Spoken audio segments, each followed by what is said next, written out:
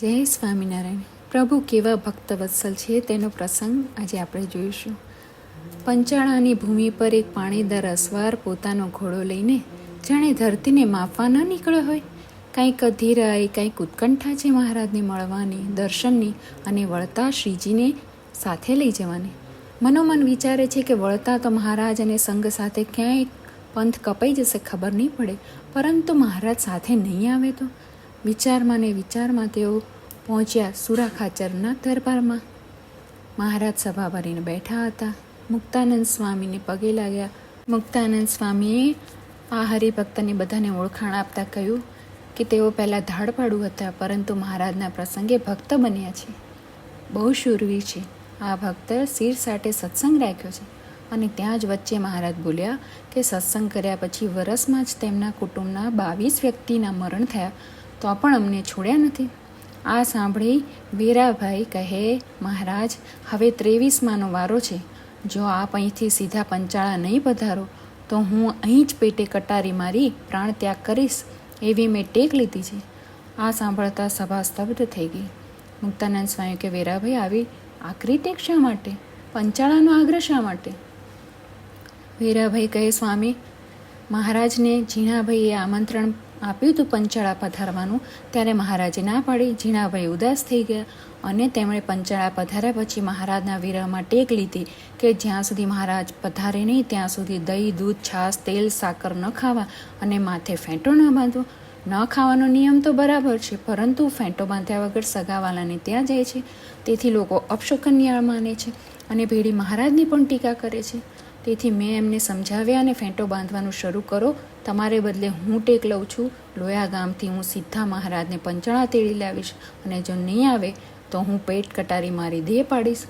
આ સાંભળી ઝીણાભાઈને વિશ્વાસ થયો અને માથે બાંધવાનું શરૂ કર્યું. પણ હવે મહારાજે અહીંથી સીધા પંચાળા જ પધારવું પડશે. મહારાજ આ સાંભળી ઊંડા ઉતરી ગયા. એ ભક્તો અંદરો અંદર વાતો કરવા લાગ્યા. એક ભક્ત કહ્યા, વીરાભાઈને ક્યાં સ્વાર છે? તો ઝીણાભાઈ માટે આવ્યા છે. સત્સંગનો ખોટું ન દેખાય એવો પ્રયત્ન છે, તેથી મહારાજ જરૂર જશે. એક વળી ભક્ત કહે, આવી હટ ન કરવી જોઈએ. મહારાજ એમની સગવડતાએ આવે તે બરાબર છે, આપણે તેમની રુચિમાં ભળી જવું પડે. એક ભક્ત કહે કે ભક્ત વત્સલ છે, ગર્વગંજન પણ છે મહારાજ, પરંતુ મહારાજ ના પણ પાડી દે અને બન્યું પણ ખરેખર એવું છે. મહારાજ ગંભીર વદને બોલ્યા, વીરાભાઈ, તમે ટેક લીધી, ઝીણાભાઈએ ટેક લીધી, તો અમે પણ અત્યારે ટેક લીધી કે અત્યારે અહીંથી ગઢડા જવું છે. સંતો પાર્ષદો સૌ સાબદા થાવ. ભગુજી, હમણાં જ અમારી માણકી લઈ આવો, વાર નહીં લગાડતા. એમ કહી મહારાજ ઊભા થયા. માણકીએ સવાર થયા અને મહારાજ તો નીકળી ગયા. ધર્મકુળ મોટેરા સંતોની વ્યવસ્થા, સુરાખાચર વગેરેને સાથે લીધા. ભાઈએ મહારાજને રોક્યા અને કહ્યું, મહારાજ, હજુ કૃપા કરો તો સારો. પરંતુ મહારાજે તો સાંભળ્યું ન સાંભળ્યું અને માણકી દોડાવી મૂકી. ગઢપુર તરફ રવાના થયો સંઘ. વીરાભાઈ સમજી ગયા કે આ જોગી હટ છે, તેથી ગામને થોડે દૂર જઈ એક ઝાડ નીચે ઘોડી બાંધી અને પેટમાંથી કટારી કાઢી અને જ્યાં પેટમાં ફૂંકવા જાય છે ત્યાં જ કોઈ હાથ પકડી રાખતું હોય તેમ લાગે છે. ઊંચું જોયું તો કોઈ નહીં. ફરી પ્રયત્ન કરો તો નિષ્ફળ. પાછું વળી જોયું તો માણકી અને માણકીના અસવારને જોયા. મહારાજે જેમનો હાથ પકડ્યો હતો કહેતા હતા કે, વીરાભાઈ, તમે સત્સંગ અને સત્સંગીનો દ્રઢ પક્ષ રાખ્યો છે, તો અમે તમારા પર પ્રસન્ન થયા છીએ. અર્જુનને ઉગારવા અને ભીષ્મની ટેક રાખવા શ્રી કૃષ્ણે હથિયાર ગ્રહણ ન કરવાની પોતાની ટેક જતી કરી હતી, તેમ અમે પણ તમને ઉગારવા અને ઝીણાભાઈની ટેક રાખવા અમારી ટેક જતી કરીએ છીએ. મારી ટેક કરતાં મારા ભક્ત મને વધુ વહાલા છે. તમે અહીંથી જ હવે પંચાળા તૈયારી કરો, અમે સંઘ લઈને પંચાળા આવીએ છીએ. સંઘને આદેશ આપવા મહારાજે માણકી દોડાવી.